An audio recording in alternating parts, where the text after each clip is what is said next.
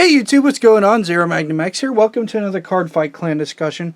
I know it's been some time since I've done one of these. It's because, well, it took me forever to acquire the Shadow Paladin deck. I finally did. It's a Revenger form. And without it, I couldn't really discuss this. Sadly, I found I don't own any original Phantom Blaster Dragon, Phantom Blaster Overlord. As I always do in these discussion videos, I give kind of a timeline. So I'm just going to talk about the cards. If you're new to the game, I apologize for not having them, but you don't need to worry, they're obsolete by now. So anyway, we'll start with how Shadow Paladins began. Originally in the anime, they needed an opposing threat. They needed somebody who was like, you know, your bad guy for Season 1. And of course, the main character was using Royal Paladins. And that's Aichi Sendo. He decided to, you know, be this upstanding citizen. Blaster Blade was his avatar. Very, very close, tight-knit connection. Over the course of the season, he would get better and better. He was chasing Kai a little bit to be a rival with and formed a team and all that good stuff. But then they finally sat down against a threat. They finally saw Ren. And Ren was the big bad in the first series. He came in, trounced somebody with Bermuda Triangles, which is a bad deck at the time. It had like no support. And he was just like the big bad. He introduced himself. He was cool. Everybody liked him. He was a corrupted guy. And so they made a deck that is kind of like the corrupted Royal Paladins, which are Shadow Paladins. Traditionally, the deck had Phantom Blaster Dragon and Blaster Dark as like the two focal units. And then a lot of the times Skull Witch Domain to get you cards. The original Blaster Dark counterblast 2 whenever it would be on ride, and it retired anything. So it's a very powerful effect way back. The issue became is that it had some consistency issues because you would need Maka. That was also counterblast 2. You would need, if you wanted your Charging Lance, which is the ability that's given a name to the Phantom Blaster Dragon, you had a counterblast 2 and sacrifice units. And it got 10,000 power in a crit, and you could, it had like no once per turn limit or anything, so you could make a really big, powerful hit. And the idea was that Shadow Paladins were the deck that was aggressive earlier on, and in the late game, they tanked a lot, they were defensive, and then for a finishing move, you would just attack the opponent. Like after their resources were gone, the idea was that you were to out-resource them a little bit and then finish them off with a big blow, like with Phantom Blaster Dragon's ability. You know, getting 30,000 and 3 damage at the opponent by sacrificing your field is pretty appealing, you know, especially whenever it's back in the newer days. And the only way you could really stop it is a perfect guard. If you knew your opponent didn't have it, you were keeping check of everything. They only had a couple of cards in hand because hand advantage was a little bit scarce back then compared to now where it's average to have like a 7 to 10 card hand. It ended up in a position where it could win by getting an early grade 2 rush game, which the deck still does, which I find interesting, and then finishing the opponent off whenever you got to the big leagues and tanking in between to kind of mitigate until you got to that point. And you had to like sneak your opponent into a position where you won. The reason I know this is because I played Shadow Paladins. Whenever set 5 came out, everybody was like chasing after Dragonic Overlord at the end, and you know, Majesty Lord Blaster. I was the weirdo wanting Shadow Paladin. I mean, I've long since played many other decks, like as you've noted. I have Kagero from videos, I have Royal Paladin, I have a bunch of tier decks. I have Majesty Lord Blaster, or I did. So it's been a long time since I played it. It was the first competitive deck I ever made, I think, because there was at one point whenever I had, if anyone cares, I had Royal Paladin I started, then I moved directly to Grand Blue because I loved that clan, and then I eventually put Shadow Paladins together and eventually put together Majesty Lord Blaster and Gold Paladins and other things.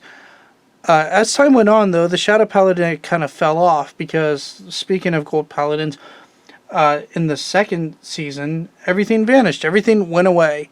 We had Gold Paladin, we had Narukami. So Shadow Paladins like took a major back seat. Gold Paladins kind of said, "Hey, we're going to be that strange deck that plays like Shadow Paladin still for this niche for Ren, but we're not actually Shadow Paladins." So Shadow Paladins and Royal Paladins kind of all what was left of them got together for the Gold Paladin units and kind of became one thing. That's why you see like a lot of double names through Shadow Paladins and Gold Paladins. You'll even see some in Royal Paladins. Like they kind of change allegiances for the lore, which is pretty cool.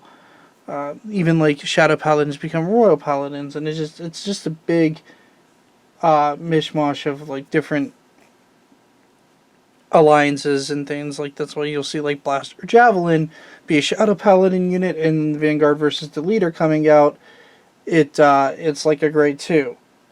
So as we move on, we don't really hear anything about Shadow Paladins, and season 2 concludes, and then we get it back, and we're straight into like the Link Joker arc. And the first time they were introduced, Ren is playing against what's her name? Not Susano. I can't remember her name. She's one of the. Probably mentioned in the comments. She I think was using angel feathers. She was part of the idols from the first set of Vanguard. It's been I watch a lot of the show, so I apologize. Our Team Psy, that's who it is, and Ren is just like superior or calling break riding over break riding for Mordred Phantom, this guy. And in it he constantly keeps calling Blaster Dark. So it's like this awesome loop that just keeps happening. I think he had Dorrance to like unflip or something. I can't remember the exact episode. I'm sure there are people with better memory than I have whenever it comes to multiple Vanguard episodes here, Shadow Paladin focused. I don't mean to insult, but like I look at Vanguard as a whole, so I'm not really focused on a particular clan in the show.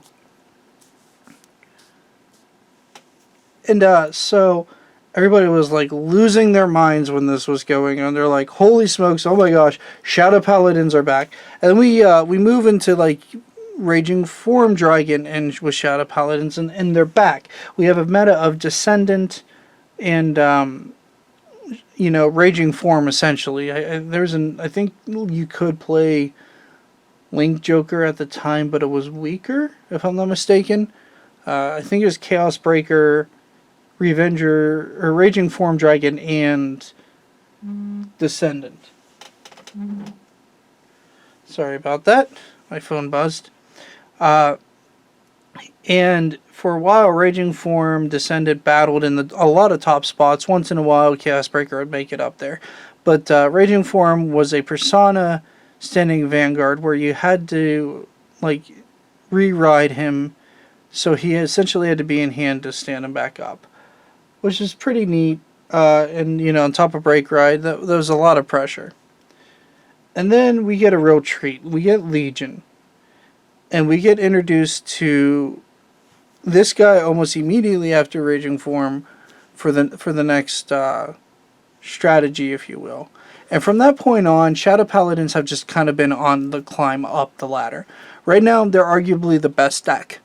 They have so many options, from Sword Breakers to Break Ride Legions to Strides.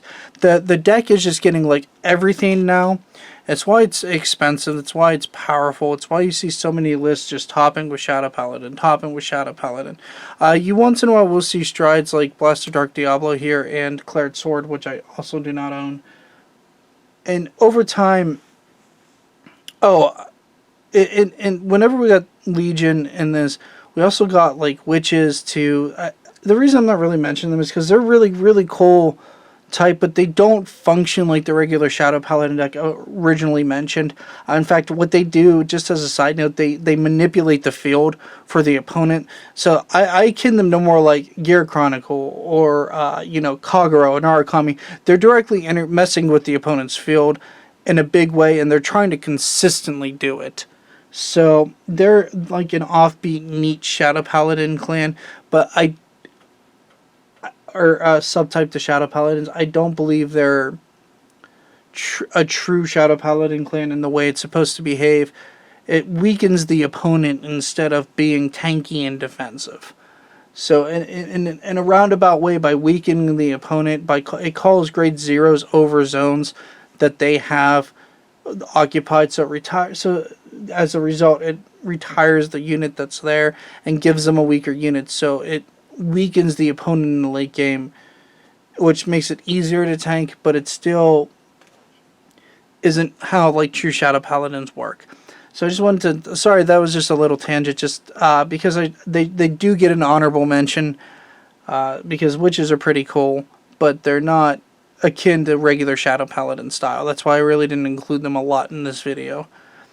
So anyway, right now, like I said, they're arguably the best deck. They have so many powerful units, from Aura Geyser Dragon to Diablo. You know, those guys are in particular very powerful. To getting a restand with this and just getting quad drive essentially by sacking 3 units is really good. And I think what breaks Shadow Paladins the most is this guy right here. Right now it's Judge Bao. He just gives you, he puts himself into soul on hit, and then you just get to call 2 grade 1s, or I think or less. Yeah, and you call them in rest position. But that's still okay because it's a free call. I mean, Shadow Paladins went from having to like sacrifice their field and having nothing to hoping that finishing blow hit to where they can just re-establish their field after that finishing blow if it doesn't hit. So the deck's very consistent, very resilient, and very powerful overall.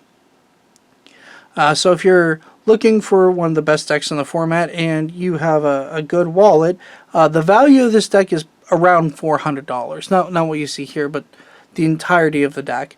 So if you feel like investing from scratch, it's worthwhile, and I have a strong feeling that the stuff from those extra boosters is only going to go up. So if you want to play the clan, I suggest getting it sooner over later before stuff keeps going up, because it is steadily increasing.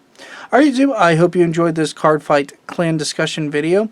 I hope it was informational, and I hope you like it, so please smash that like button, and peace YouTube, and have a good one. Later everybody.